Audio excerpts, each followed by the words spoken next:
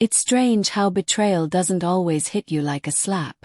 Sometimes it creeps in quietly, like the slow fading of warmth in a room you thought was safe. That night, I realized my wife didn't love me anymore. Not through a fight, not through silence, but through laughter. Her laughter. We were at her friend Jessica's birthday dinner, sitting around a long mahogany table in a fancy restaurant downtown. Candles flickered between wine glasses and untouched plates of steak. The chatter was loud, the kind of laughter that comes from people who feel superior in some unspoken way. And then she said it. "Please, David." My wife, Lena, chuckled, brushing her hair back as her friends leaned in. "You'll never be good enough for me." The table erupted in laughter. I didn't. I just smiled. Because I needed to. Because breaking in front of them would have given her what she wanted. A show. Lena glanced at me, eyes sharp, scanning for a reaction. When she saw none, her smirk faltered just slightly. She took a sip of her wine, trying to play it off, but I saw it. That tiny flicker of discomfort. Inside, I was already gone. The car ride home was silent. Only the hum of the tires filled the void between us. Lena scrolled through her phone, smiling faintly at her screen, occasionally typing something before turning it face down when I glanced over. I wanted to ask. I wanted to scream. But instead I said quietly, "Was that necessary?" She looked up, feigning confusion. "What?" "That comment. At dinner." "Oh, David," she sighed dramatically. "It was a joke. You take everything so seriously." I nodded, keeping my eyes on the road. "Right. A joke." Her phone buzzed again. Her lips curled into a smirk she didn't bother hiding. And that's when something inside me shifted. I stopped trying to understand her. I stopped trying to fix what had already been broken behind my back. We used to be happy. Or maybe I just believed we were. Lena had this way of lighting up a room when we met 6 years ago. Bright, confident, magnetic. I was drawn to her like a moth to a flame. She worked in marketing. I was a freelance web designer. We met at a cafe where she spilled her coffee on my laptop, apologized for 10 minutes straight, and somehow ended up giving me her number. Our love was intense in the beginning. Long drives, laughter that felt like music, the kind of connection that made the world blur out. But as her career grew, as she surrounded herself with newer, louder people, I started to fade into the background. She started staying out late. Networking, she called it. Her phone always seemed to need charging the moment she walked through the door. At first, I convinced myself it was nothing. But lies have a scent. They linger, thick and sour, no matter how many times you try to ignore them. The night after that dinner, Lena fell asleep early. Her phone buzzed twice on the nightstand, lighting up the room. Normally, I wouldn't have looked. But something about that smirk earlier haunted me. I reached for the phone, my heart pounding like it already knew. "Can't stop thinking about you tonight." From a contact named EM. I scrolled. My hands trembled as the thread loaded. Pictures, messages, videos. They weren't work-related. Not even close. She had been seeing someone for at least 6 months. Coworker. Someone she swore was just a friend. Every late meeting, every girls' night, every cold shoulder suddenly made perfect sense. My chest felt tight. Not from anger, not yet, but from something deeper.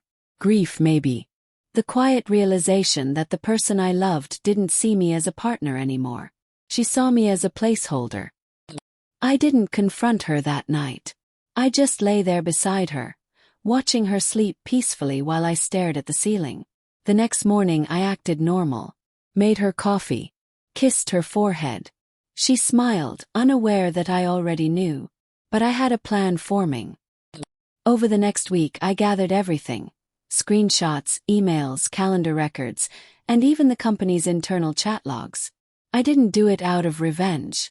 I did it because I wanted truth. Because if she was going to destroy what we built, I'd make sure the wreckage was hers too. Lena's co-worker, Ethan Miller, was married. With 2 kids. I found his wife on Facebook. Her name was Clara. She looked kind, tired eyes, but genuine. The kind of woman who still believed in family dinners and anniversary dates. Took me 3 days to reach out. My fingers hovered over the message box for hours before I finally typed, "Hi Clara. I think we need to talk." We met at a small cafe the following Friday. She brought a folder. So did I. She had known in her own way. The late nights. The perfume that wasn't hers. The receipts. But she didn't have proof, until I handed her the phone screenshots. We didn't cry. We didn't yell. We just sat there. Two broken people quietly acknowledging that our worlds had collapsed in sync. Before we parted, she said something I'll never forget. "Don't destroy yourself trying to hurt them. Let the truth do it." And that's exactly what I did.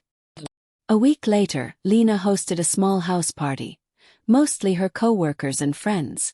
She loved showing off our house, our life, as if I were some accessory to her success. I played along, quiet and smiling, pouring drinks and nodding at conversations I didn't care about. Ethan was there too. Standing across the room, pretending not to notice me. His wife wasn't with him. Perfect. As the night went on, Lena stood by the fireplace with her friends, holding a glass of champagne. She was radiant, laughing too loudly, basking in attention. Then Jessica, the same friend from the restaurant, nudged her and said, "So, Lena, is David ever going to upgrade that old car of his?" Lena smirked, her eyes gleaming with cruel humor. "Oh, please," she said, loud enough for everyone to hear. "David's comfortable being mediocre.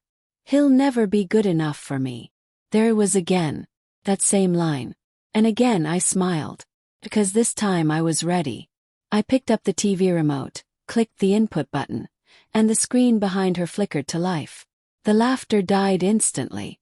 It was a slideshow, screenshots, messages, pictures, every single piece of evidence of her affair, time-stamped and undeniable. The room went silent. Lena froze, her glass trembling in her hand. Ethan's face went pale. Someone gasped. Someone else muttered, "Oh my God." Lena turned toward me, voice shaking. "David, what is this?" I tilted my head slightly. "Just the truth. You always said I wasn't good enough. So I figured your friends should see what you think is." Her face twisted in horror as she realized Ethan's wife had joined the call. Yes, on the TV, a live video feed. Clara sat calmly on the screen, holding the same folder I'd given her. "Hi, Lena," she said coolly. "Ethan's things will be on the lawn when you're done embarrassing yourselves." Lena dropped her glass. I didn't stay to watch the chaos. I just walked out, closing the door behind me as the murmurs and panic rose inside. That night, I drove to the old pier near the lake. The wind was cold, sharp against my face, but it felt cleansing. For the first time in months, my chest didn't ache. My phone buzzed, Lena calling. Then texting. "Please, we need to talk. You humiliated me. David, come home." I didn't reply. I sat there watching the water move under the moonlight, the world finally quiet again. In the weeks that followed, Lena tried everything. Tears, apologies, anger, even guilt. But it was over. Filed for divorce. She lost her job shortly after. Once HR got involved. Ethan was fired too. It wasn't revenge that satisfied me. It was peace. One night, while packing the last of my things, I found our wedding photo in the drawer. We looked so happy. Two people who truly believed in forever. I stared at it for a long moment before tearing it in half. Because sometimes, the only way to heal is to stop holding on to what should have been and accept what is. 2 months later I met Clara again. This time not to share pain but coffee. We talked about everything except them. We laughed. It wasn't romantic, not yet. It was human, real, honest. And maybe that's what I'd been missing all along. As I drove home that evening, I passed by the restaurant where it all began. The laughter, the humiliation, the moment I realized love can turn cruel. But instead of bitterness, I felt free. Because the truth is, sometimes people break you not because you're not good enough, but because they never deserved your best in the first place. And as I parked, looked up at the night sky and exhaled, smiled. Not the forced kind I'd worn that night, but a real one. The kind that meant I was finally, undeniably done.